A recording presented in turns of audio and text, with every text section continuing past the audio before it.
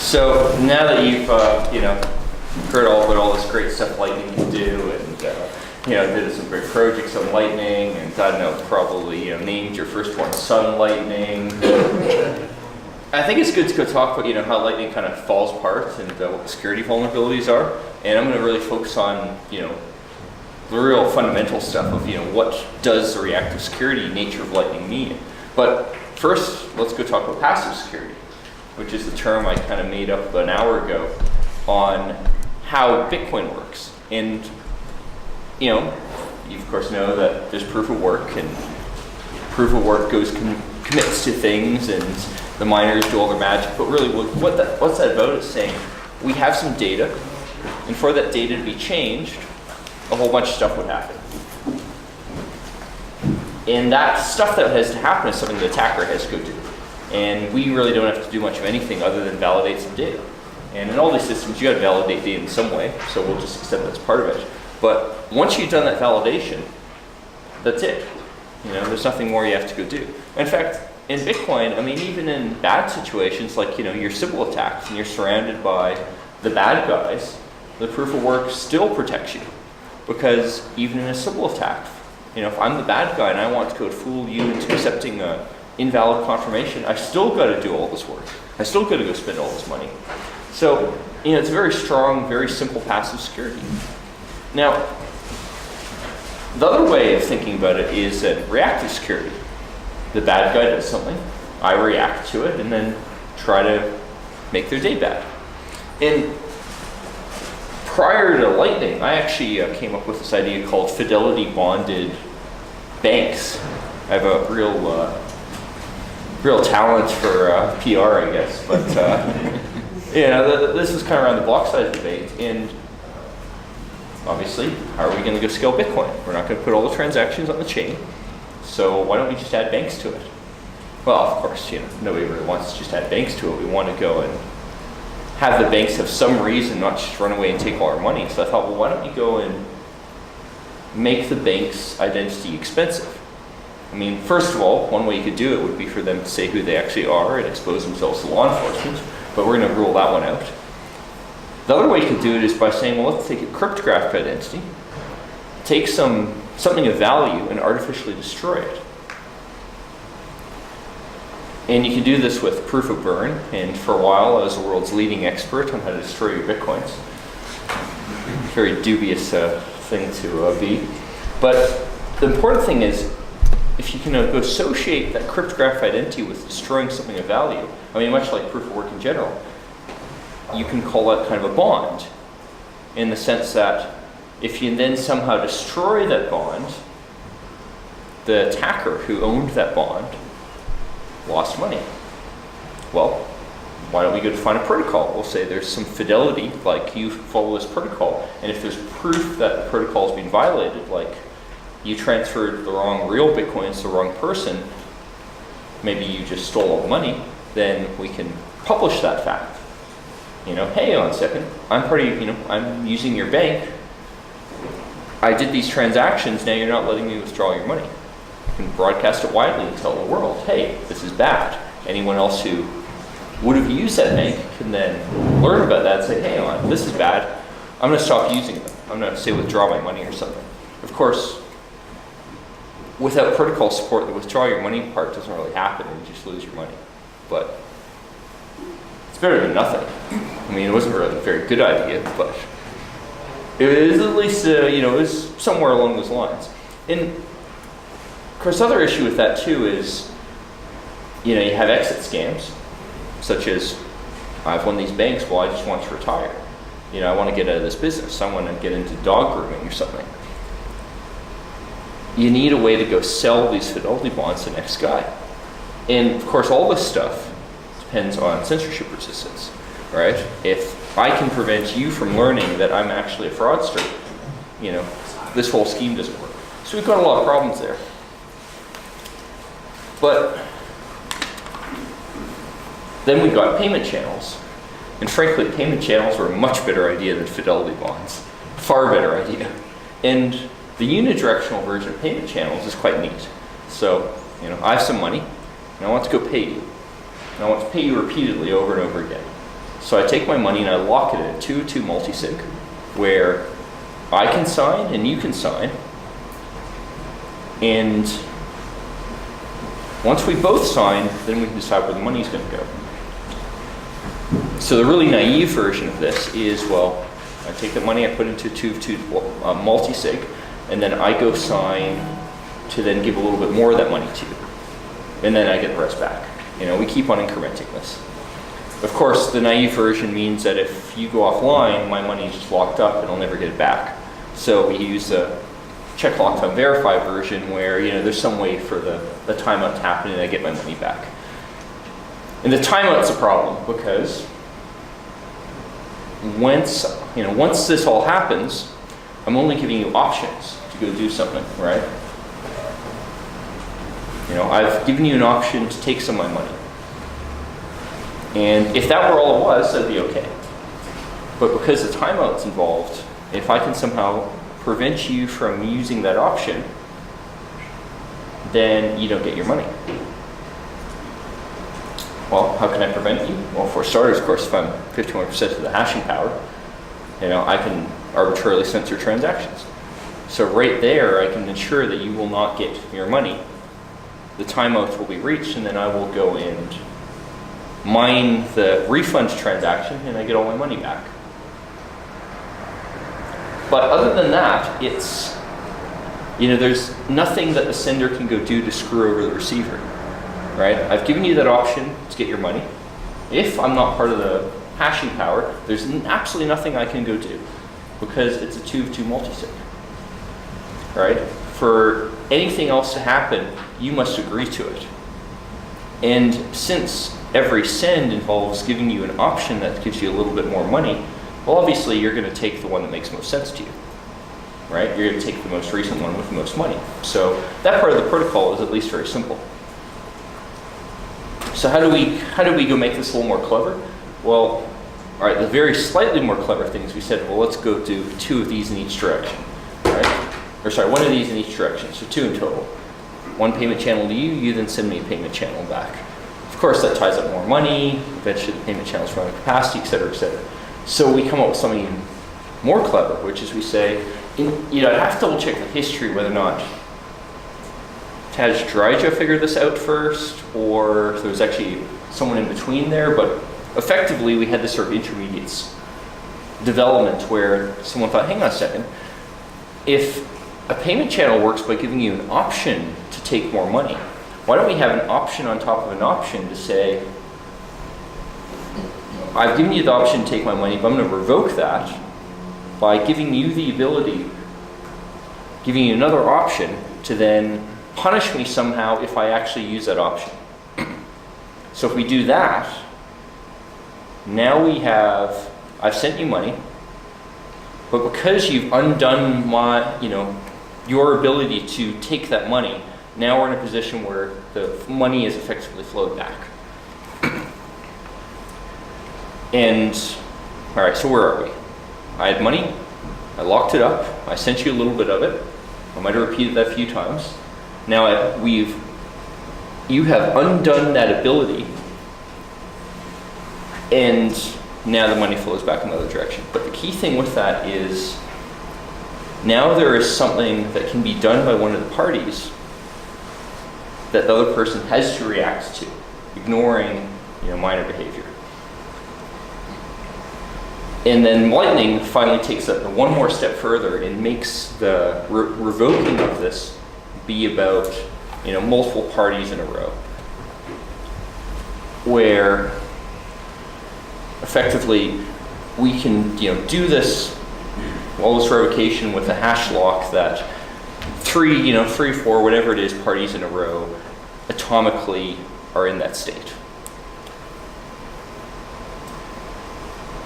So that's all well and good. Well, all right, how can the bad guy go to attack things? Well, we talked about 51% control.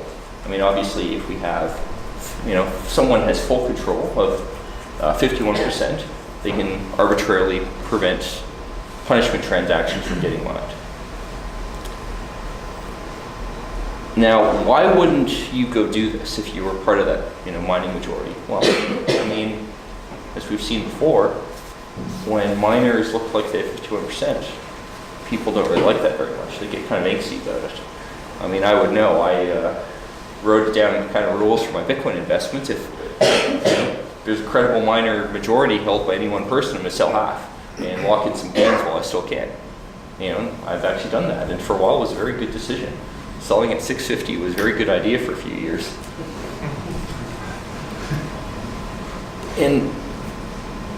But because of these issues, you might want to be a little more clever about it. Mining is political. So, well, what else could you do? You could go say that, well, maybe fees are just really high, right? Like, what if, the blockchain is clogged with transactions? Maybe that's the reason why the punishment transactions didn't go through. Now, how does this look to the rest of the world when that's the reason? Well, I mean, obviously it's that Lightning's broken. Lightning was just a very bad idea. We should have raised the block size instead. It's not the miner's fault. It's obviously Bitcoin's very popular. If Lightning can't tolerate that, well, that's Lightning's problem. Now this type of attack looks a little more plausible.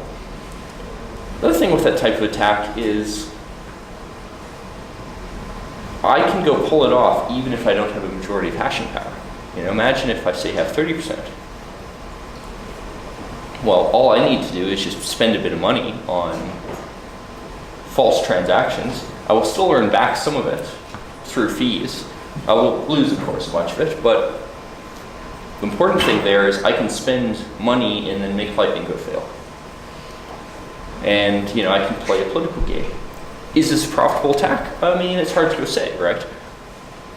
This is probably going to be very expensive, but we probably already saw an attack like this. It's widely believed that the likes of Bitmain were behind the very high fees we saw, about a year ago, a couple months ago. I mean, is this true or not? Who the heck knows, right? But there's suggestive evidence, and when you look at how much money Bitmain lost on Bcash, I think it's plausible that parties would go and do attacks like this.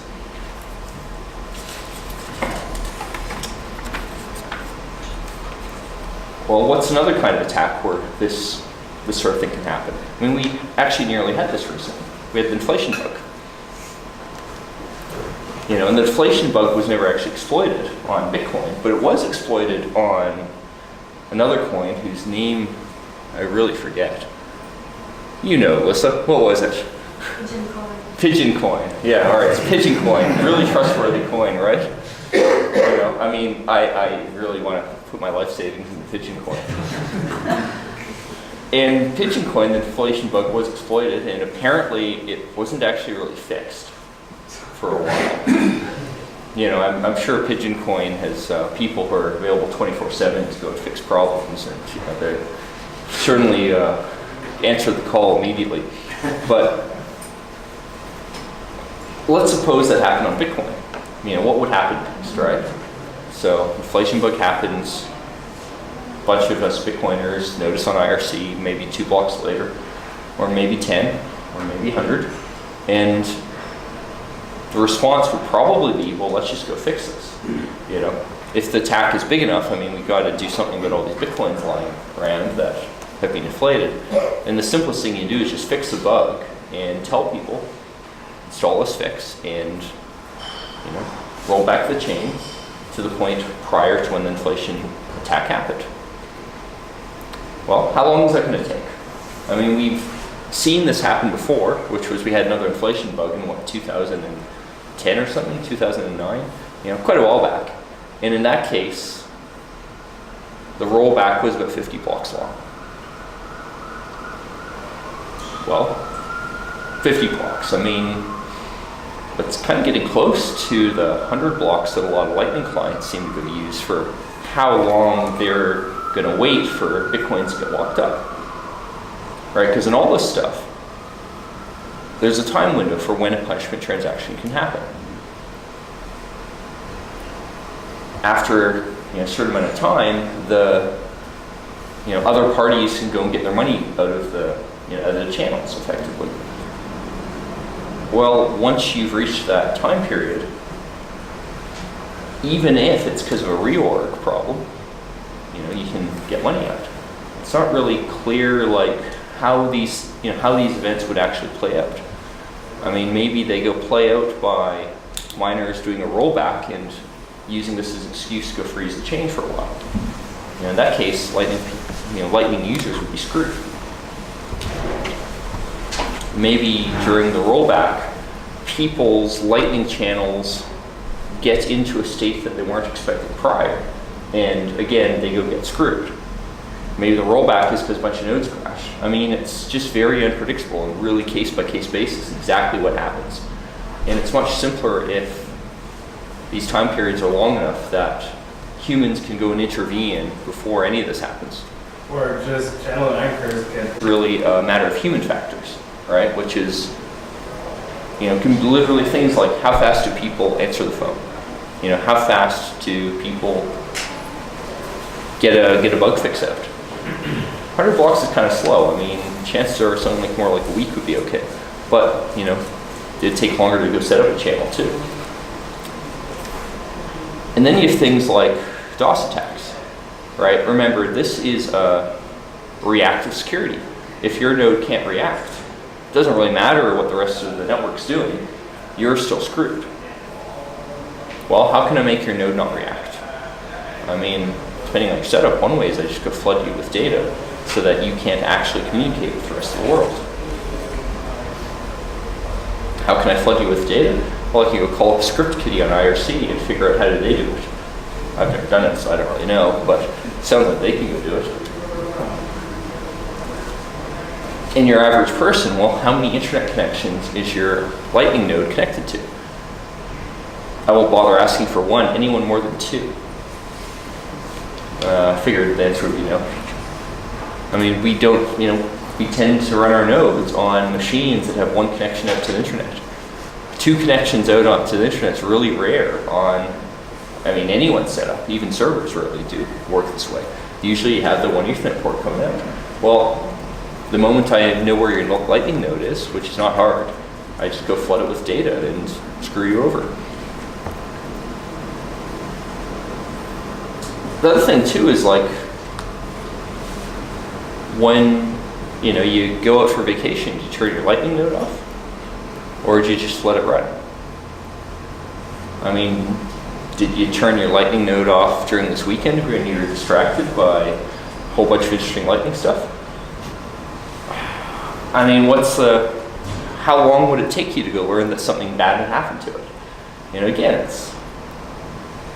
you're not able to react if your node's off, or your node just crashed or ran out of disk space.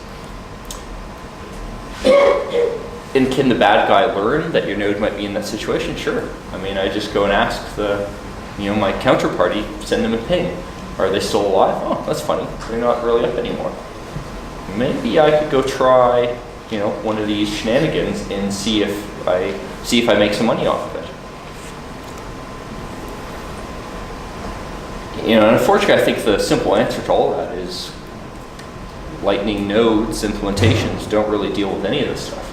I don't even see a mechanism in LND or any of them to say email me when there's a problem. Ideally, we'd have, say, a wrapper around it where I might get an email saying, oh, by the way, LND crashed.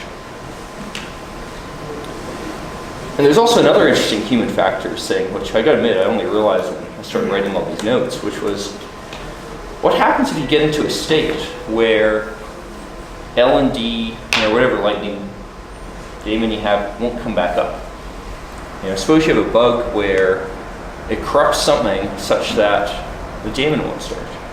Now, because Lightning has all the state, we write daemons in such a way where they're not meant to be backed up. They don't roll back easily. Because if you roll back, you will probably accidentally trigger this punishment stuff, and then all hell breaks loose. So if we had a bug like this in any of these daemons, well, what happens next? Chances are the authors get woken up at 2 a.m. on a Sunday. Hey, if there's something wrong with our daemons, go patch this and figure out a way to recover. Well, you now got to figure out how do you write a patch that will automatically recover a corrupt wallet and get everything back. Can you do this? I don't know. it's another human factors issue. So what can we do with all this? Well, I mean, why don't we get rid of punishment, right? And of course, that's what L2 tries to do. And I think we had a much better explanation of L2 than I'm going to give you guys, but effectively, it replaces reacting with punishment with reacting by iterating state. And you kind of say it as, you lock the money up, and you have a series of transactions that can move the state further and further along, and then eventually, once you've moved the state further and further along, you take the money out to the rightful owners. Again, I'm sure I'm oversimplifying it, but that's roughly how it works. The important thing being that whatever state we're in, we can always just advance a further state that was valid. If we're in state 10 where I sent you a Bitcoin and then you canceled out half of that or something, and now we got another state where I sent you even more Bitcoins, we can get to the state which was most recent. All right, so that all sounds well and good. Well,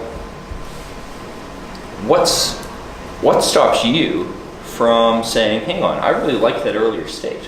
Why don't I go try to roll back, right? Because I can go broadcast the earlier state where I got more Bitcoins than the later state where I gave you some of those Bitcoins back. And what happens next? Well, of course, you go broadcast the even later state. But did that cost me anything? No. See, it's not really clear to me that this is actually enough, right? Like, how are we intending to use Lightning? Well, we're intending to use Lightning in a fully decentralized environment where people don't know who each other are, where we have systems to automatically connect, autopilot to automatically connect to other nodes. I mean, the only thing stopping people from doing bad stuff in that environment is that doing bad stuff will lead to punishment. There's no identities. There's some minor bit of fees, of course, when I broadcast transactions to a locked state, but there's no actual punishment there. So long story short, I'm not really clear L2 works. I mean, obviously it works, but would it actually work in the face of the bad guys? I'm not sure that's true. There's just no disincentive to doing bad things.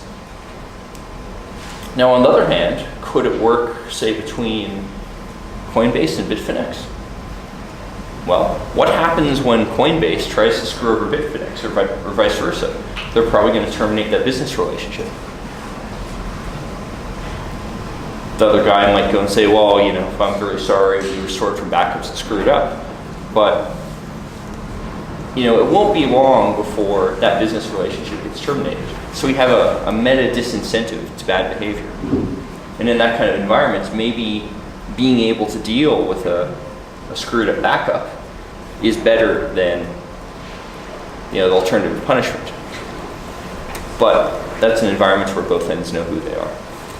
So it's not really clear that's enough.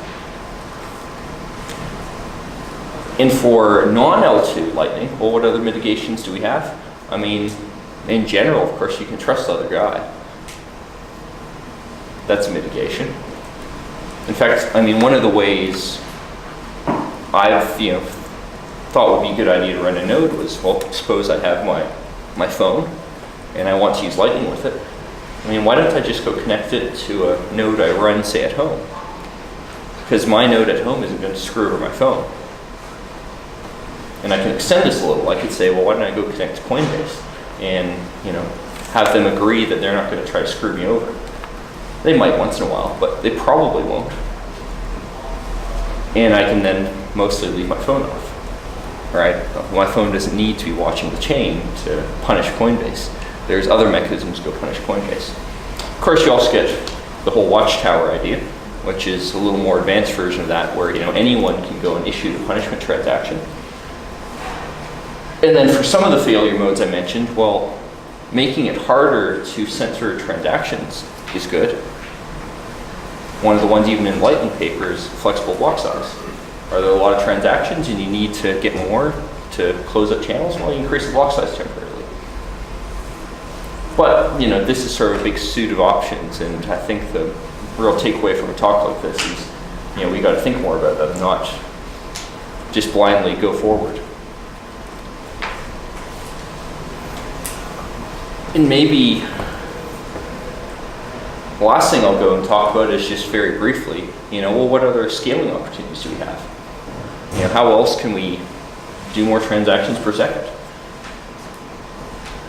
And I think there's, for certain cases, like say, not moving Bitcoins around, but moving tokens around, there's a bunch of interesting stuff you can do with client-side validated approaches.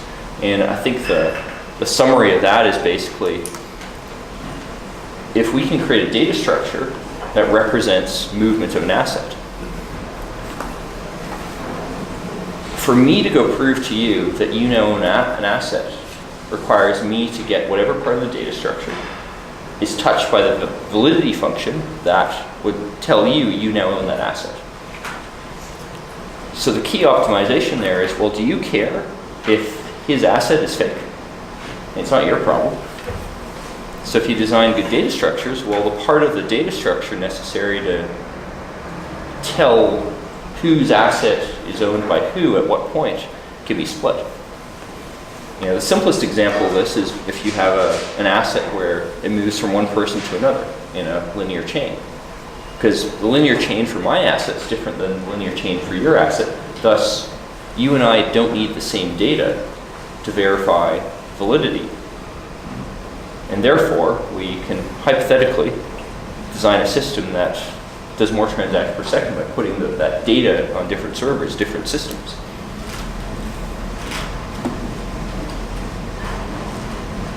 And then there's potentially other clever things you can go do where if they do need to be in the same place, you can say probabilistically validate it. If I have a data structure where part of that data is shared between the coin I sense and the coin you sense, there's certain cases where you may be able to say, well, we can just validate some of it and say that on average, if I attempt to inflate the currency, I will go lose what my currency is, or so on. So there's quite a bit of stuff there, but that gets a little further afield. And with that, let's get some questions.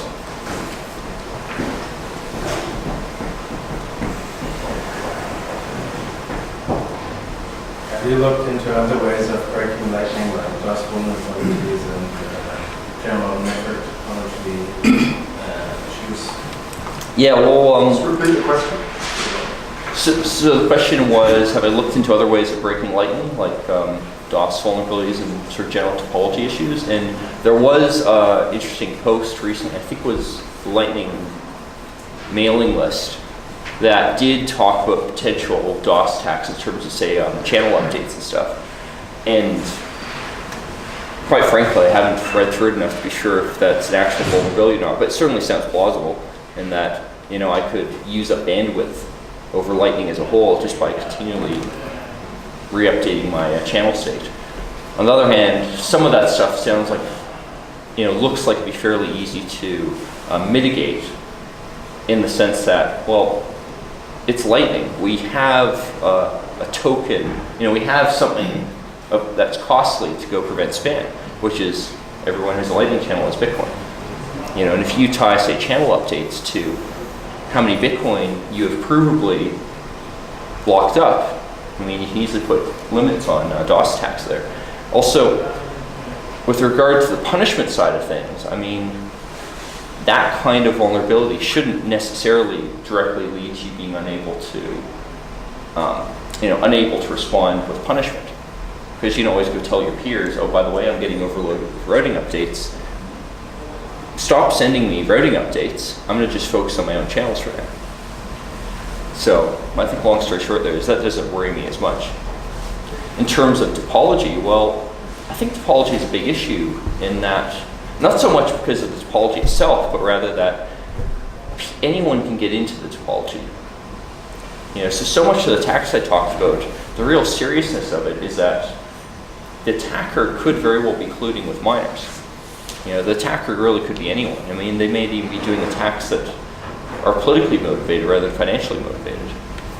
Unfortunately, I don't really think there's good options there in that we want to have a system that's decentralized. You know, how exactly the topology works is, I think, not as important as the fact that because it's a decentralized system, obviously anyone can insert themselves with any topology they want, right? You know, if I'm an attacker with 100 Bitcoins, I can choose, do I want to split that 100 Bitcoins across one Lightning node or 100? You know, it's just not something that the rest of the network can really prevent. Similarly, if there's a certain topology that's better for defense or topology that's worse, well, since I control enough coins to make a bunch of nodes that look like a bunch of real nodes, I can choose whatever topology I want. So, unfortunately, I don't really think that's actually an interesting question in some ways. I mean, I wish it was. I wish there was good defenses, but I think the real answer there from a security point of view is you just have to accept what you get. So, as a follow-up on that, what if you make a topology self-organizing? So you take away that option from the user. So you submit money, but you don't really know how much money your node really has, and you force distribution. But like concretely, I mean, how is it going to self-organize? Repeat the question. Sorry, yeah. So I think the question was, what if you made topology self-organizing? And I think my answer to that is quite simple. Well, concretely, how is that going to work? I mean, you know, what's an actual algorithm that'll self-organize in a way that's useful? And it's just not clear to me that there is one, you know? I mean, maybe there's one where you might say, well, you know, given this deposit, you must connect to these nodes, but I can force those connections to not work by pretending that some of the connections don't work. I mean, it's just not clear what you'd actually do there.